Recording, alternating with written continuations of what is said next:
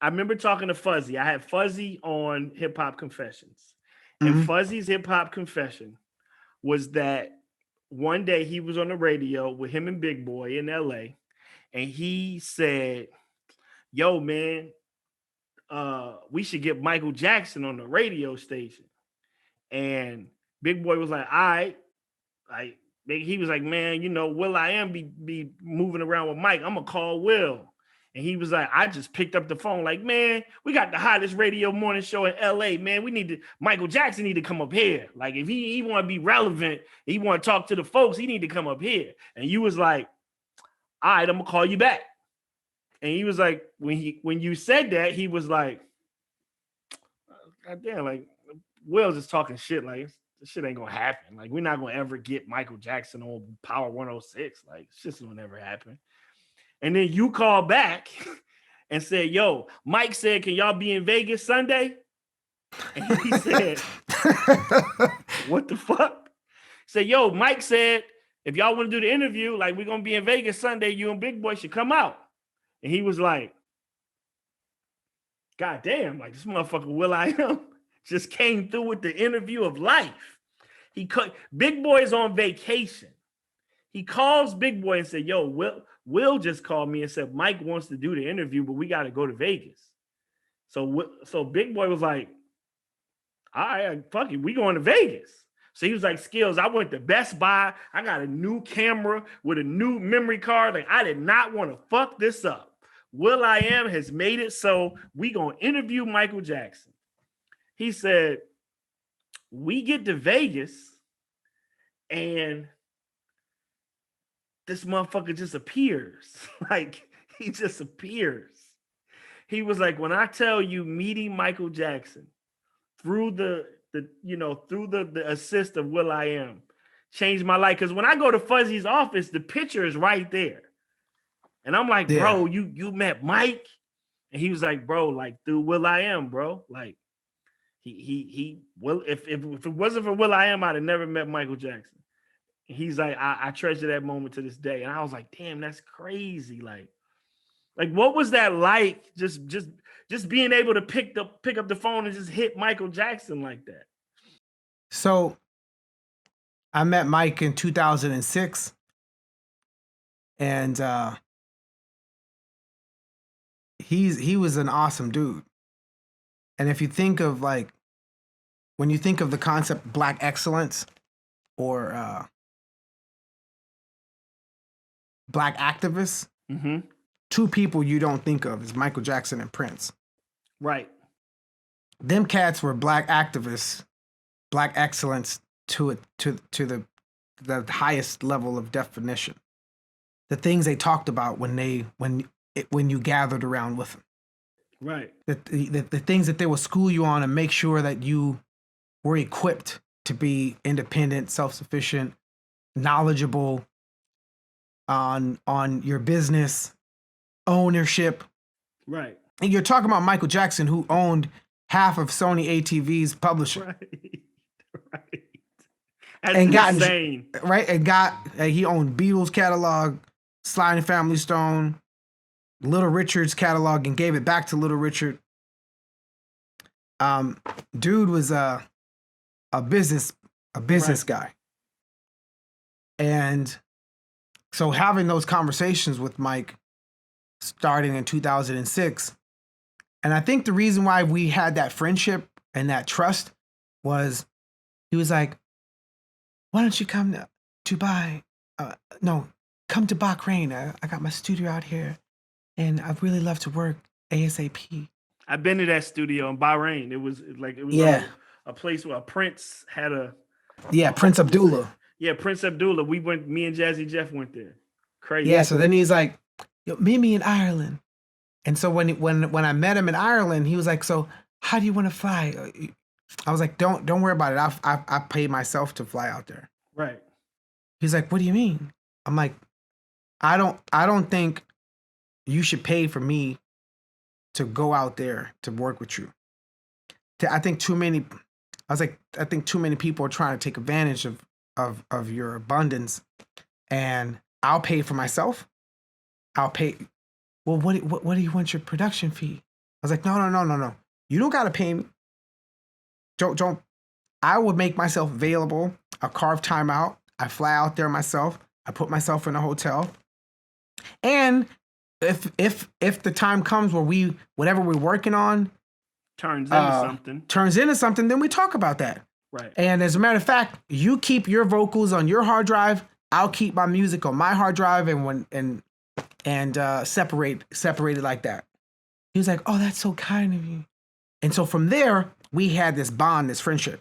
Right. He knew I wasn't trying to get him for something. It's not right. He knew he could trust me. So he used to, right, when he was not in Las Vegas, he would record out of my house in LA. He's like, can I record out of your house? I love it there. So he would record out of my house, regardless if I was there or not. He would record out of my house. We became really good friends. Wow. And to the point where one day Prince was performing in Vegas at the Palms, and Mike calls me. He's like, "What time?" And Black Eyed Peas, we had a show that night. And then after the show, I was going to go rock with Prince at the Palms. Sorry, at Rio, Club Rio. Mm-hmm. So Mike's like, "What time is your show?" I was like, "Oh, we go on at 10. At 9. He was like, "Oh, rats, I got to put the kids to sleep." I was like, "Yeah, but I'm going to be performing with Prince late at night, starting at 11. He was like, "Oh, I can't go to that." I'm like, "Yes, you could. I mean, yeah, it'll be fun. It's a cool vibe." He was like, "No, you don't understand. Prince is a meanie. We never really got along." I was like, "No, Mike, like, hold on, wait. Let me call up Ruth." So I called up Ruth, who used to be like Prince's number, like right hand. Right. So I'm like, yo, Ruth, Michael wants to come see me rock with Prince tonight and obviously see Prince. Can you make sure he's secure and like in a private section? She's like, "Yeah, great. Let me run it by P." So she ran it by Prince. They put him in a nice section. I'm like, "Yo, Mike, it's all set. Meet me at 11 o'clock. So anyways, I finished my show. I'm buzzing. I'm like, holy fucking shit. I'm bringing Mike to go see Prince. Right? So I'm in traffic in Las Vegas, bro. Before I go into the story, I'm a rewind back to 1998. We open up. We're on Smoking Grooves, Black Eyed Peas. We opening up for Gangstar. I went to that show. Cypress Hill. Yep. Wyclef, Maya, Public Enemy, MOP, Busta Rhymes. It's like the dope ass. Our first tour. Right. So every time after we performed, then I would walk around backstage in every single freaking venue. I would go out in the audience to see the rest of the show, just absorb life. Right. Motherfuckers would call me Wyclef. Yo, Wyclef. I'm like, "Nigga, I ain't Wyclef. Fuck that shit. I know we look alike and shit, but nah, I ain't that nigga. That nigga older than me." And so I would hate it. I would hate the fact that he called me Wyclef because we look alike. So I used to tell myself like, "Yo, I know what I got to do to be successful. I gotta, it's not about the songs I write. The songs are just the songs. But the moment I realize that I've reached the level of success is when they call Wyclef Will. If I could do that, then I did it." Not the Grammy, not the Kiss. I have to reach a level in culture to where they call that nigga me. So now, boom, back to me going and rocking with Prince, and Michael Jackson's waiting for me. So I'm walking, I'm in traffic. So now I'm running through I get out the car and I'm running through the freaking strip to go to Rio to go rock with Prince.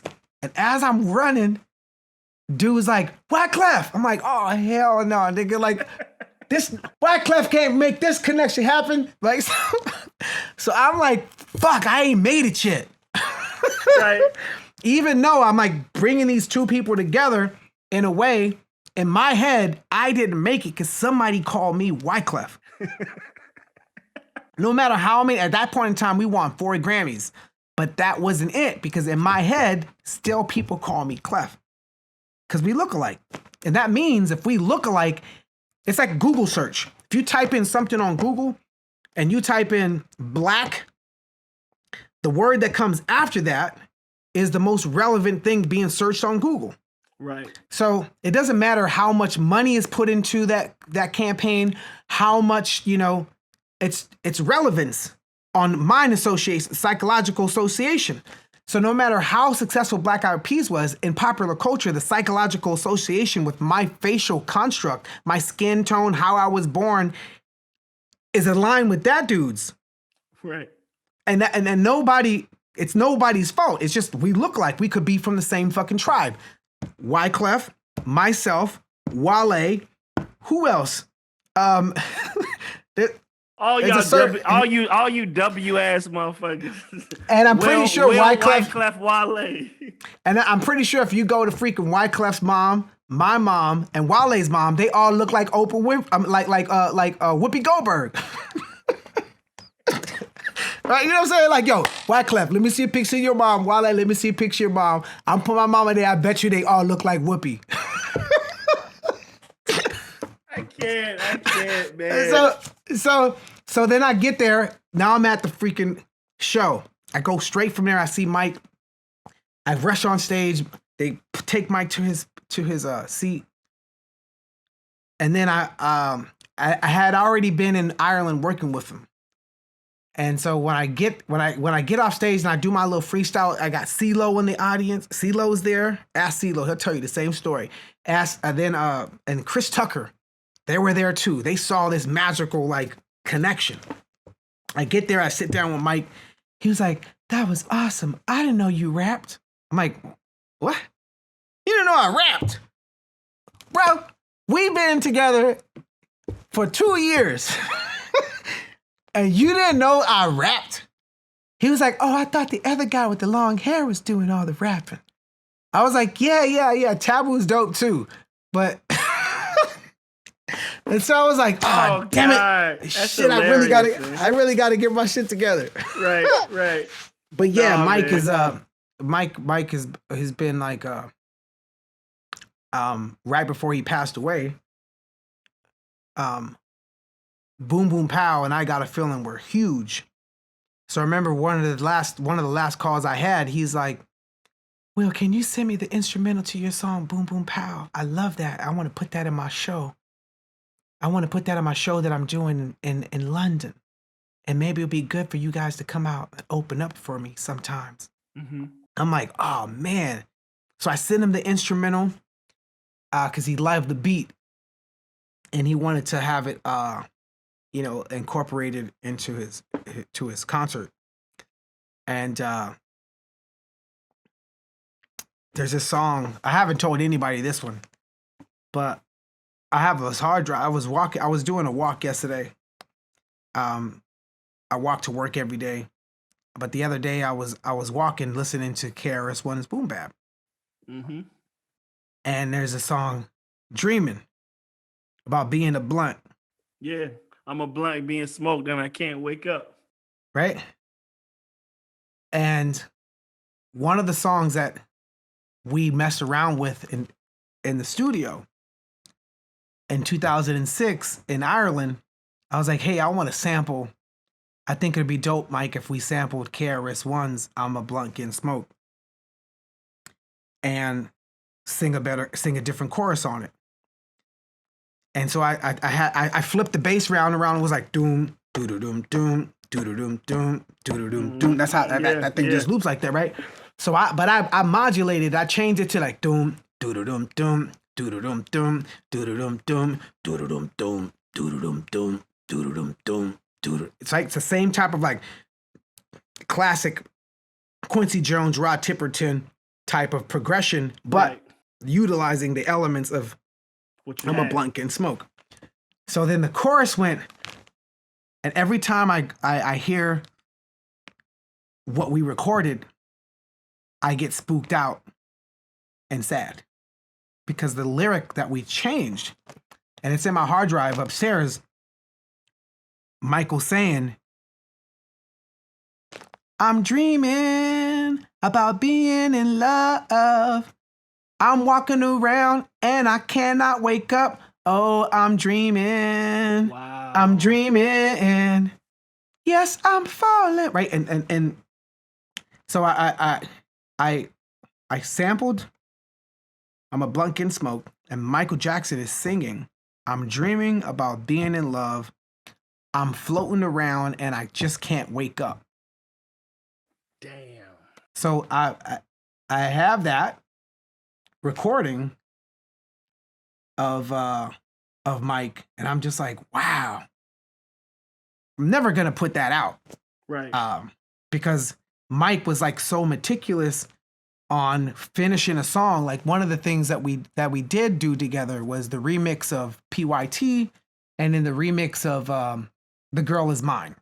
Right. And doing those remixes, it was me and Mike in my house, and he's like, turn that up to it. He's like a producer. He like a hands-on. Yeah, you learn from editing, bro. So I could never put those records out that we recorded because they weren't a Michael Jackson record completion is Michael Jackson's hands in the mix to complete it. Right.